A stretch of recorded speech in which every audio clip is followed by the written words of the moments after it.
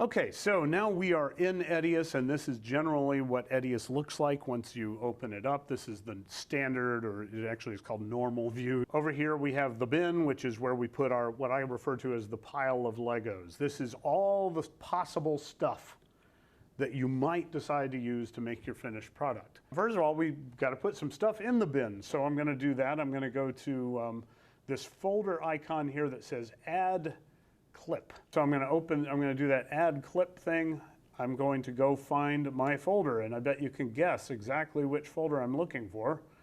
I'm looking for that same folder called Tutorial Project.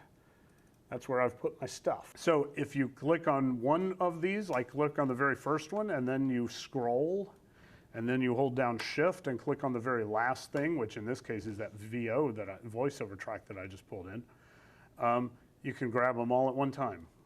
Click on the first one, then hold down Shift, then click on the last one, and you get all that. And it works the same way in Microsoft Word or anything else.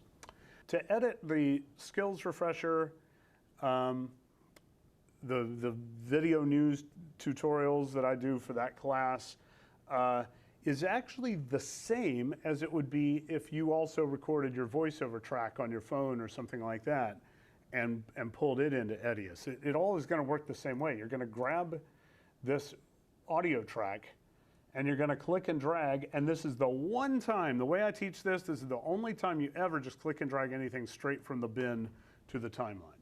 If you do that more, it'll work. There are things that Edius will allow you to do along those lines, but trust me, it's a lot messier. It's a lot messier and a lot more time consuming. So now, sequences. You're not just looking at one shot for 10 seconds. You're looking at a wide shot for a few seconds to establish general location, then a medium shot, and then a close-up. Now we're cutting to a close-up of something else. And now a wide shot of that. Okay, I pretty well know that would be exactly where I'd want to put that sound bite. But just to be sure, I'm going to use these arrow keys here. Left, right. If you do one button press at a time, you're doing one frame at a time, which we know is 1/30th of a second because we set it as 30 frames per second. So now, I can be really precise. I want to get away from any part of the word. You don't want to chop off the end consonant. You don't want to chop anything off. So now I've got my playhead exactly where I want it. I'm going to highlight the audio track over here, and that's just kind of a quirky thing about the way these computers, or the way Edius is set up on these computers. But that's what I have to do in order to then make a cut point. I'm going to cut the audio track right there. And now I suddenly, instead of having one piece of audio track, I have two pieces of audio track. Using the letter C for cut. And some of this other stuff you'll find is pretty intuitive too. So that was the first cut point. It might be disorienting if we cut from one camera movement to another. At this point though, we can go ahead and do a camera movement. This is a tilt up or down. Also slow and smooth. We might have done multiple tries to get this shot smooth, and this is the very best of those attempts. Here's another soundbite. Okay, so we got to another place where it says, here's another soundbite, so we're going to put a C for cut point right there. In a normal package, you might have, I don't know, 8, 9, 10 or more cut points that you're going to put in to edit. What I want to show you now, though, is how you might go about laying out, just choosing a lot of sound bites, and then so that you can figure out real quickly later how to get them in place where you want them. First of all, anytime I double click on anything in the bin, it comes up in what's often called the preview window. We're looking at player here, PLR, but anything I double click is going to come up on the screen like that. So when I double click, I can see whatever it is. Now, if I'm going to try to choose some sound bites, I can double click on an interview like this, and I can click and drag through it, by the way, and see where, get to the beginning, the end, anytime, anywhere I want to be, I can just easily click or click and drag.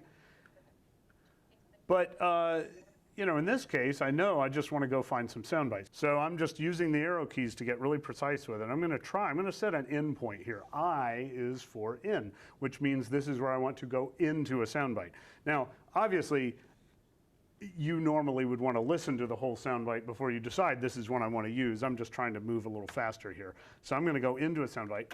After a mosquito lays its eggs, it takes about 7 days for it to go through the growth cycle in the water. So from egg to adult, it's about 7 days or so, and that depends on environmental conditions. Okay. So now I'm going to say I want to go out of this sound bite here. So O is for out. So I did I-O, and immediately I look at my duration, D-U-R for duration, and I can see that's 11 seconds and 23 frames. I can tell you that's about as long as you'd ever want a sound bite to be, but it's okay. That one will work. So now, what I'm going to demonstrate here is creating a new sequence like that. I actually create a new blank timeline, and I can go back to, so the blank timeline shows up in this REC here on the screen. If I go back to the player, that in point and out point I just said are still sitting there. They're still ready to go. I'm going to go ahead and drop that down to this blank timeline like that. So now I have a sound bite sitting there. After a mosquito lays its eggs. Okay, so now I'm just going to go find another sound bite. There are some counties in North Carolina that have fully functional mosquito control programs. Let's do that maybe. There are some counties. Whoops.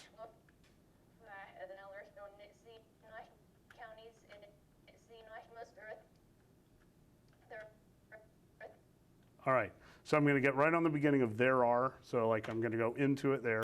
There are some counties in North Carolina that have surveillance and targeted control. Okay, we'll just use that. Okay. Control. So I went in, now I'm going to go out, O for out, so I have an in and out. If you remember, on this other sequence, before I did new sequence, I had my voiceover track sitting there on track 2, or track 3, and I had already made a cut point for where I want to put my first sound bite. And again, I could have, if this were a standard TV news package that had 20 or 10 sound bites or whatever it was in the middle of it, I'd have a whole bunch of cut points, all done, all ready to go. Now I'm going to go to that other sequence where I laid out my sound bites. There they are.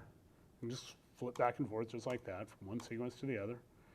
And now I'm going to go find my first sound bite, and check this out. If I just double click on it, it comes right back up with the in points and out points already set and ready to go. So I double click, and now I go back to the first sequence. That means it's now in the player, ready to go. So if I go to the first sequence, I can then go back to the player and it's still sitting there, and then I can go ahead and say insert like that. So now I'll go to my next cut point. I will go to where I have all my sound bites sitting. I'll find my next one, double click, it's IO'd. Now I can go back to my first sequence, go back to player one more time, click insert, and bam, there's my next sound bite. And hypothetically, if we had another sound bite, I'll just make one real quick. Cut point, C for cut point. I can go back to this sequence, got my third sound bite sitting there, double clicked on it, it's already IO'd. Go to sequence 1, click back to player, and there it is, and insert. So I just put in 3 sound bites just like that. And if I had gone through ahead of time, gone through my interviews and IO a whole bunch of sound bites, I could piece together this final edit very, very quickly.